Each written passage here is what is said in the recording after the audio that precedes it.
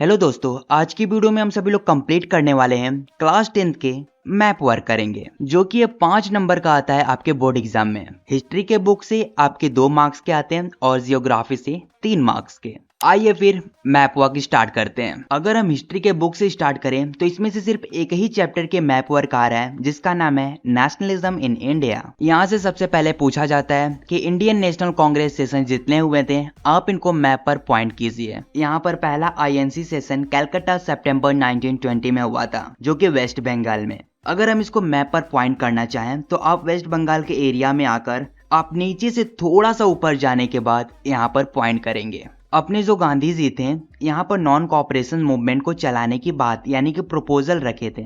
गांधी जी को यह लग रहा था कि हम अंग्रेज के साथ कॉपरेट कर रहे हैं तो हमें नॉन कॉपरेट करना चाहिए, इस वजह से नॉन कॉपरेशन मूवमेंट चलाया गया। इन्होंने जब प्रपोजल रखा तो महाराष्ट्र के नागपुर एरिया में इस प्रपोजल को एक्सेप्ट किया जाता है दिसंबर 1920 में। उसके बाद इंडियन नेशनल कांग्रेस सेशन और भी चलाया जाता है तमिलनाडु में, मद्रास के जगह पर 1927 में। और आपको कुछ इस प्रकार से यहाँ पे पॉइंट कर देना है। इस चैप्टर में से यह भी पूछा जाता है कि जितने भी सत्याग्रह मूवमेंट्स किए गए थे आप इनको मैप में पॉइंट कीजिए। यहाँ पर 3 सत्याग्रह मूवमेंट किए गए थे। नंबर 1 खेदा में, जो कि गुजरात में पड़ता है, पीजेंट सत्याग्रह किया गया था। यानी कि जो गांधी जी थे ये पीजेंट के साथ खड़े हुए थे जब उनका प्लग के कारण सभी फसल खराब हो गई थी और ये टैक्स पे नहीं कर पा रहे थे।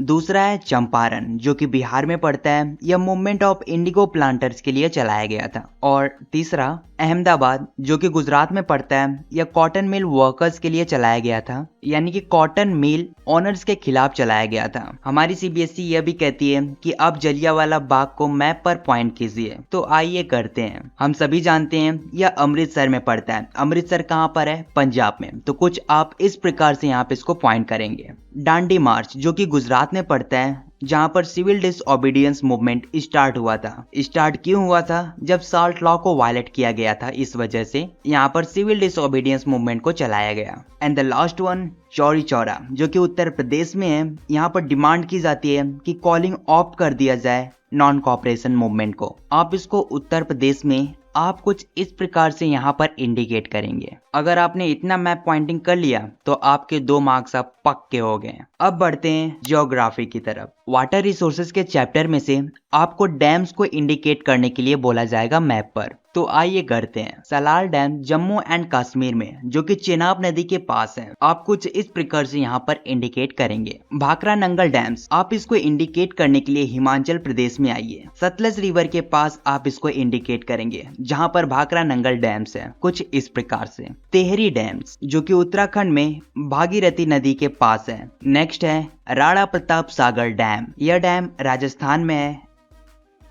सरदार सरोवर डैम गुजरात में नर्मदा रिवर के पास। हीराकुद डैम को इंडिकेट करने के लिए आप उड़ीसा के एरिया में आकर महानदी रिवर के पास ही आप इसको इंडिकेट करेंगे, कुछ इस प्रकार से। नागार्जुन सागर डैम, यह आपको तेलंगाना और आंध्र प्रदेश के बॉर्डर पर देखने के लिए मिलेगा। आपको कुछ इस प्रकार से मैप पॉइंटिंग करनी है। लास्ट डैम तुंगाभद्रा डैम, जो कि कर्नाटका में है, तुंगाभद्रा नदी के पास। अगला चैप्टर है अपना एग्रीकल्चर। इस चैप्टर में से पूछा जाता है कि आप मैप में मेजर एरियाज को मैप पर इंडिकेट करिए जो राइस और व्हीट के हैं, यानी कि ऐसे एरियाज को इंडिकेट करिए जो राइस और व्हीट की ज्यादा उत्पादन करते हैं। उड़ीसा, वेस्ट बंगाल, बिहार या कुछ ऐसे स्टेट हैं जो राइस की ज्यादा उत्पादन करते हैं, यानी प्रोडक्शन करते हैं। और पंजाब, हरियाणा, मध्य प्रदेश ये ऐसे स्टेट्स हैं जो कि व्हीट का ज्यादा उत्पादन करते हैं। इस चैप्टर में से यह भी कहा जाता है कि आप इन स्टेट्स को मैप पर पॉइंट करिए जो लार्जेस्ट प्रोड्यूसर के नाम पर जाने जाते हैं एक स्पेसिफिक चीज के लिए। बात करें उत्तर प्रदेश की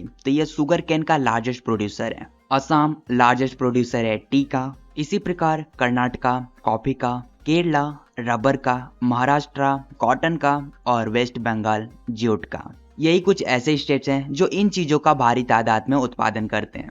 बढ़ते हैं अगले चैप्टर की तरफ, मिनरल एंड एनर्जी रिसोर्सेस। इस चैप्टर में से बोला जाता है कि आप आयरन और माइंस को मैप पर इंडिकेट करिए। यह क्वेश्चन कुछ इस प्रकार से भी आ सकते हैं कि उड़ीसा में कौन सा आयरन और माइंस है, आप इसको मैप पर इंडिकेट करिए। तो आपको मैप पर इंडिकेट कर कर यहाँ पर मयूरभंज लिखना पड़ेगा। अगर डायरेक्ट ही पूछ दिया कि मयूरभंज को इंडिकेट करिए तो डायरेक्टली आप यहाँ पर इंडिकेट कर देंगे और नीचे उड़ीसा मयूरभंज लिख देंगे, ठीक है। अगर आप स्टेट का नाम नहीं लिखते हैं फिर भी चलेगा, लेकिन आपको यह जरूरी है कि आयरन और माइंस का नाम जरूर लिखें, तभी जाकर आपको नंबर मिलेंगे, अदरवाइज आपके मार्क्स कट हो जाएंगे। आइए फिर फटाफट से मैप पर पॉइंटिंग करते हैं। दुर्ग आयरन और माइंस जो कि छत्तीसगढ़ में पड़ता है, आप इसको छत्तीसगढ़ में बीचवें हिस्से पर पॉइंट करेंगे कुछ इस प्रकार से। बात को ध्यान पे रखिएगा कि आप एग्जैक्टली इस प्रकार से बीच में तो पॉइंट नहीं कर पाएंगे, तो थोड़ा बहुत आगे पीछे हो जाएगा तो चलेगा, लेकिन हाँ थोड़ा बहुत का मतलब मेरा ये नहीं कि ये यहाँ पे है तो आप कुछ यहाँ पर लगा दें, तो ऐसा नहीं करना है, ठीक है। वरना फिर कमेंट पे आके बोलोगे कि थोड़ा बहुत बोला था मैंने सर, यहाँ पे लगाया नंबर कट गया,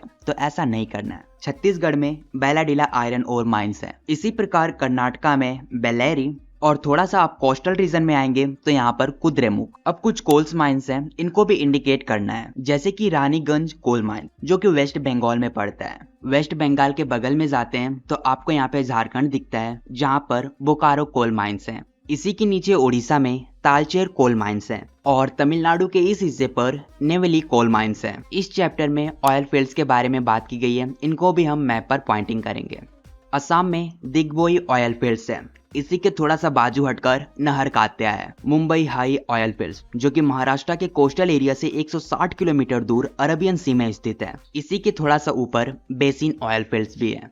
और गुजरात में कैलोल, कैलोल के नीचे ही अंकलेश्वर ऑयल फील्ड्स है। तो ये सब ऑयल फील्ड्स थी। अब बात करते हैं न्यूक्लियर पावर प्लांट्स के बारे में। उत्तर प्रदेश में नरोरा न्यूक्लियर पावर प्लांट्स है, गुजरात में ककरापार, महाराष्ट्र में तारापुर और तमिलनाडु में तलपक्कम न्यूक्लियर पावर प्लांट्स हैं। एक बात बताओ भाई, मुझे नहीं समझ आ रहा, उत्तर प्रदेश में नरोरा न्यूक्लियर पावर प्लांट्स है, मैं इसको कहीं पे भी इंडिकेट कर सकता हूँ? तो आंसर है नहीं। आइए बताता हूँ क्यों। आप इस मैप को देखिए, यह इंडिया का मैप है और हमने जहाँ पर पॉइंट किया है, अब इसको जूम करते हैं। अब जब हमने जूम किया तो हमें दिखा नरोरा न्यूक्लियर पावर प्लांट्स, आपको भी दिख रहा है। और अगर मैं यहाँ से हटकर दूसरी जगह पॉइंट पर जूम करूँ उत्तर प्रदेश में ही, तो यहाँ पर नरोरा पावर प्लांट्स नहीं मिलेगा। तो मेरे भाई यही कारण है कि हम मैप पर एक एग्जैक्ट पॉइंट पर ही इसको मैप पॉइंटिंग करते हैं। मैप में जरा सा थोड़ा बहुत इधर उधर रहता है तो चल जाता है। अब फटाफट से थर्मल पावर प्लांट्स को मैप पर इंडिकेट कर लेते हैं। मध्य प्रदेश में ईस्टर्न पार्ट पर सिंगरौली थर्मल पावर प्लांट्स है, कुछ आप इस प्रकार से यहाँ पर इंडिकेट करेंगे। असम में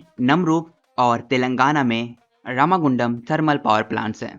बढ़ते हैं अगले चैप्टर की तरफ, मैन्युफैक्चरिंग इंडस्ट्रीज। इस चैप्टर में से बोला जाता है कॉटन टेक्सटाइल इंडस्ट्रीज कहाँ पर है, इनको मैप करिए। तो यह है आपके महाराष्ट्र मुंबई, मध्य प्रदेश इंदौर, गुजरात सूरत, उत्तर प्रदेश कानपुर, तमिलनाडु कोयम्बतूर में।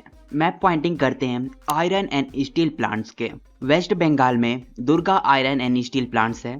इसी प्रकार झारखंड में बोकारो और इसी बॉर्डर के हिस्से पर Jamshedpur, Chhattisgarh Bhilai, Karnataka Vijayanagar, Tamil Nadu Salem iron and steel plants हैं। इस चैप्टर से यह भी बोला जाता है कि जितने भी सॉफ्टवेयर टेक्नोलॉजी पार्क्स हैं आप इनको मैप पर पॉइंट करिए। तो आइए करते हैं। जैसे कि उत्तर प्रदेश में नोएडा सॉफ्टवेयर टेक्नोलॉजी पार्क है, उसी प्रकार गुजरात में गांधीनगर, महाराष्ट्र में मुंबई और थोड़ा सा नीचे आने के बाद पुणे में भी सॉफ्टवेयर टेक्नोलॉजी पार्क है। और तेलंगाना, हैदराबाद, कर्नाटका, बेंगलुरु, तमिलनाडु में चेन्नई के जगह पर सॉफ्टवेयर टेक्नोलॉजी पार्क है और केरला में तिरुवनंतपुरम में सॉफ्टवेयर टेक्नोलॉजी पार्क है। बढ़ते हैं लास्ट चैप्टर की तरफ, लाइफलाइंस ऑफ नेशनल इकोनॉमी। इस चैप्टर में से बोला जाता है कि आप मेजर सी पोर्ट्स को मैप पर पॉइंट करिए। इसका एक ट्रिक बताता हूँ। यहाँ पे सी की बातें हो रही हैं, यानी कि मैप के बीच में पॉइंटिंग नहीं होगी तो फिर कहाँ होगी? जो मैप के आउटलाइन है वहीं पर होगी।